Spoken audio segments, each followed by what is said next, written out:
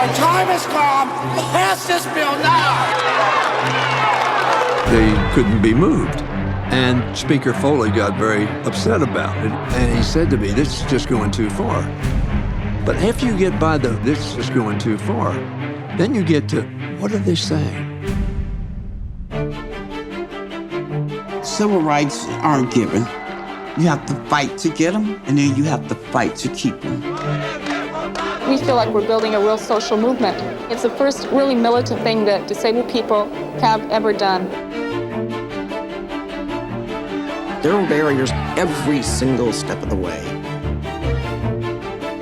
The disability community had had enough. In order to have equal opportunity, there had to be accommodations. Everything was architecturally inaccessible virtually everywhere in the world. The restrooms in my high school were not accessible, so it wasn't possible to use the restroom during the day. It was out of sight, out of mind as public policy. And a lot of it was about money. But we realized that people with disabilities could be a political force. They weren't going to accept second-class status any longer.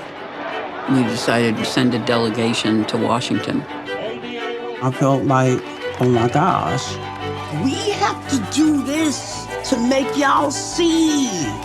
She's a cute little kid, and she's crawling up those steps. You want to take a break? I'll take all night if I have to. And you could see I got goosebumps. You could see the future of America.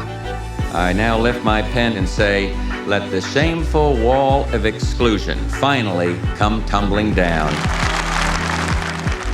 For the first time in many people's lives, they were given the opportunity to dream.